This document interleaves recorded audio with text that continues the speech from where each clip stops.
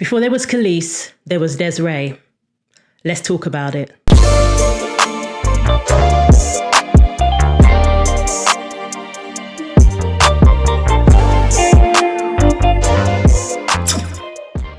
Hi guys, welcome to the channel. If you like hearing stories from the 90s, subscribe. Let's get into it. Des'ree is a British soul singer from Croydon, South London. Known for her distinctive deep vocals and her hit 1994 single, You Gotta Be.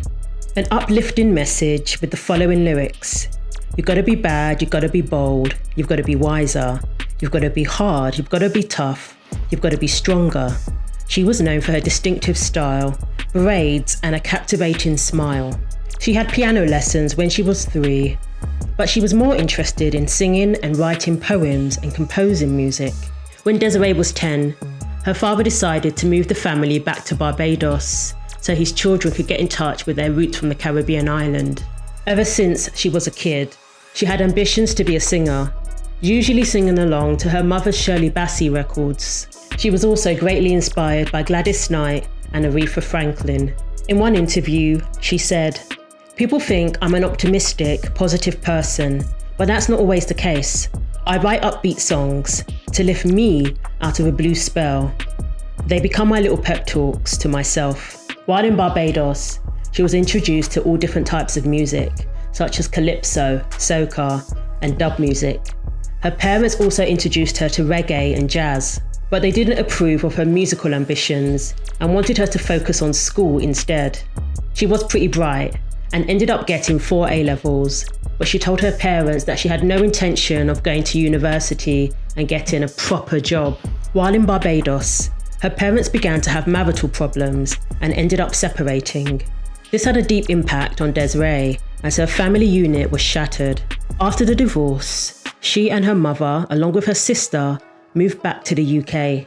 Des'ree continued to pursue her music, and London was the home of all the major record labels. She was around other aspiring musicians, producers, and management companies, but it didn't quite work out the way she thought it would.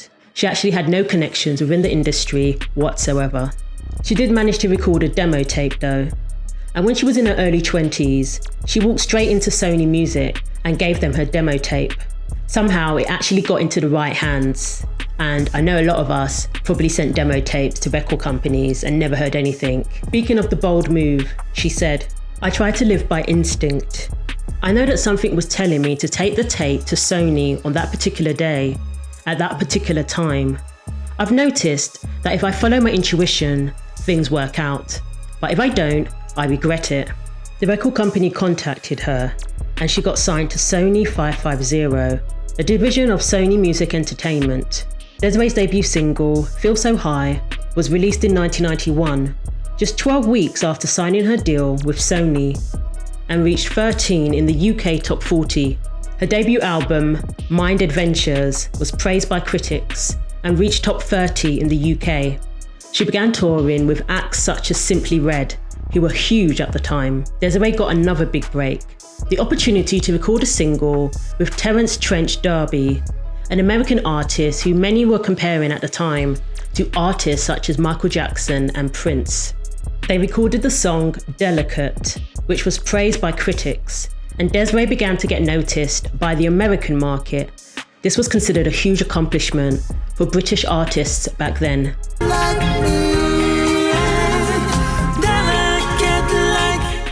Larry Flick from Billboard wrote, "With sweet vocal assistance by Des'ree, D'Arby is poised for his first top 40 hit in years."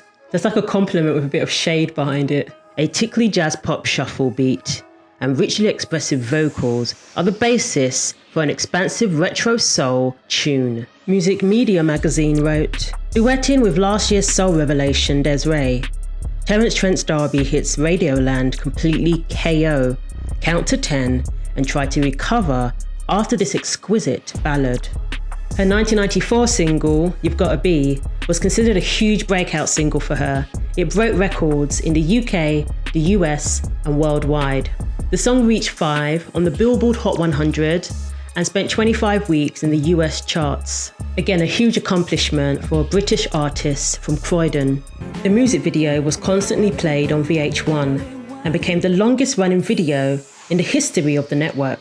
The hit single was off her second album, I Ain't Moving, and was said to be influenced by the sounds of Barbados. It was quite a poignant time. My parents had exposed me to reggae and soca and calypso in London, but it was different living in the midst of it.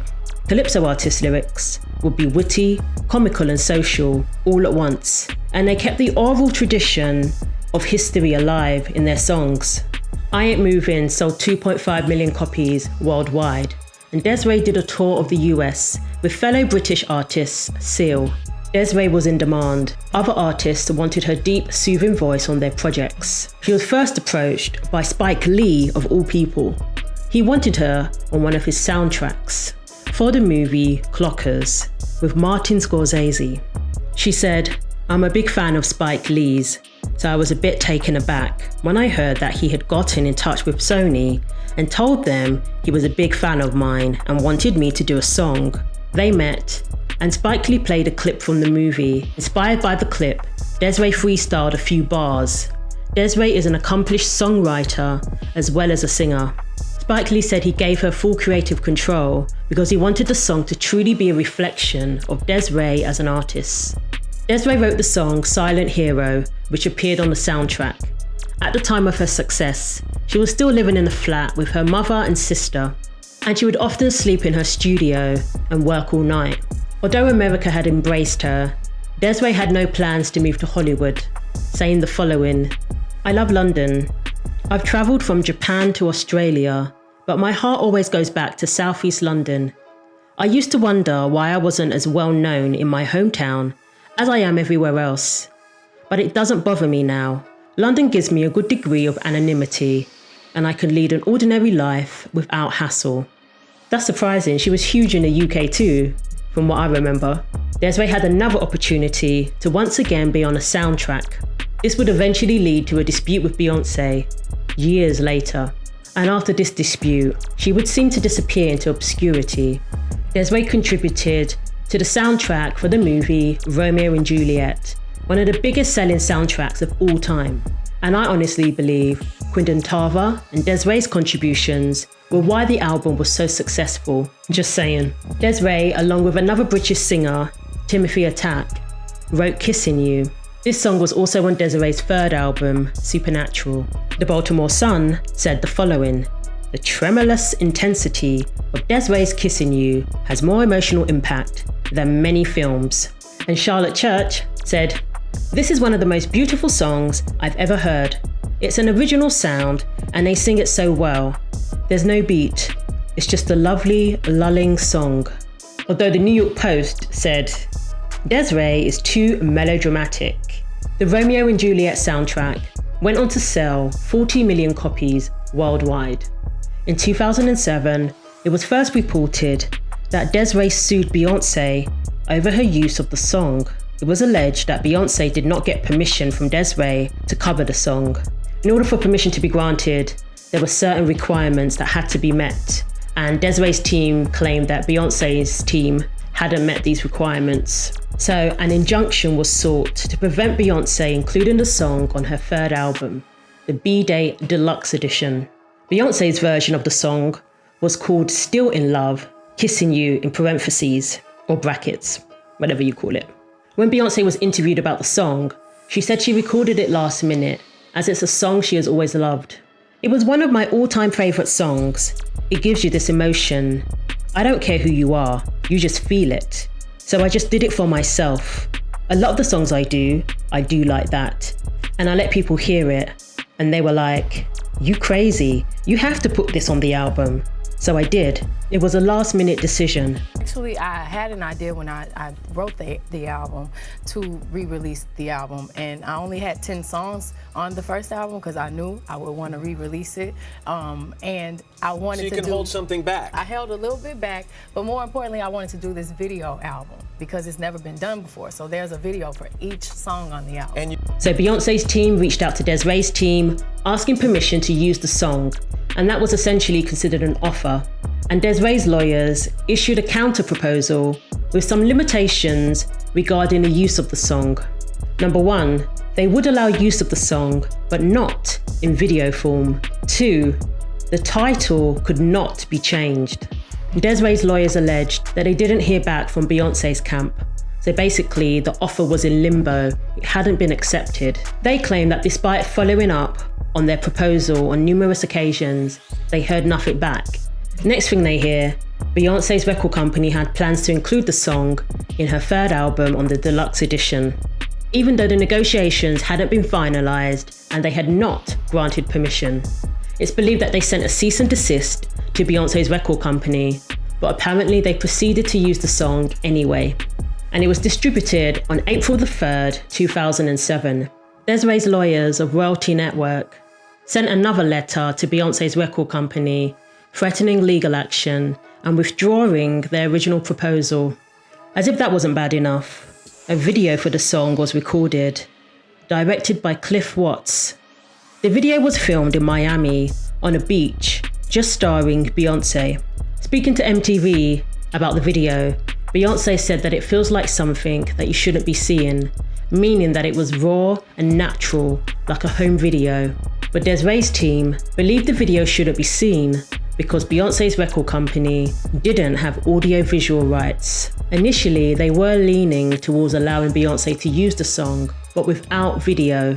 They called it a blatant violation of the terms they set forth. They sought $150,000 in damages. So Beyoncé's record company agreed to halt further production of the song, and apparently they reached an out-of-court settlement. Matthew Knowles, who was Beyoncé's manager at the time, said that as an artist, she doesn't bother herself with all this legal stuff. Des'ree disappeared from the industry for a few years after her third album. By 2003, she was ready to make her comeback.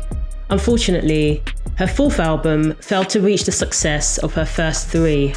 This was set to be her comeback album. Speaking of her absence from the industry, Des'ree said, "I needed to get back in touch with myself. If I was going to write anything good. When you're promoting a record, you're just going from plane to hotel. It gets repetitive, but a lot of people thought it was a risk to take a break and I'll become a one-hit wonder. The music industry's motto is to make hay while the sun shines. But I try not to succumb to that pressure. You have to have faith in yourself. So I took time out, and I'm glad I did. It's my strongest album yet." Des'ree alluded to reality TV shows such as American Idol and X Factor, changing the shape of the industry and churning out manufactured pop stars who are more about fame than the music. I don't know whether I'd have queued up for Fame Academy or Pop Idol. I just hope people make a distinction between making music and fame. I don't think using music to become famous is the best route. You'll be found out sooner or later. Artists like Des'ree do not fame hustle and strive to stay quote-unquote relevant. Rather, they're more about making music only when they're inspired to do so, not just for the sake of it, to make money or to stay famous. If the inspiration isn't there, they avoid making music that simply bows to the latest gimmick or trend. Where do you get the ideas for the songs from? Many things. Sitting here looking at wonderful view, observation of people, life, my experiences. So it's a number of it's like a mixture of imagination, observations, and reality. Des'ree doesn't even have social media, or to my knowledge, a PR machine behind her, keeping her in the blogs. She's a true artist who puts artistry before fame and money. Before her fourth album, she even went to Camberwell College of the Arts to study photography and ceramics. A Love Story was her most recent album in 2019, which you can listen to on YouTube. I'm not a seasoned performer. I haven't had 5 or 10 years of singing in clubs or bars and knowing how to work the crowd. I've never had those tools, and I never really wanted to learn. People always say, "Did you train to do this? Did you train to perform? Did you train to use your hands?" I just do what is natural and what I feel works best for me. Even my videos, I never have a choreographer. They're never staged. I always maintain that let the camera roll and I'll do my thing. Thanks for watching. Share your thoughts below, I read the comments. Like and subscribe for weekly videos. And don't forget to click the bell for more. Sorry I haven't uploaded in a while. I was actually in the UK visiting family for a couple of weeks, but I'm back now.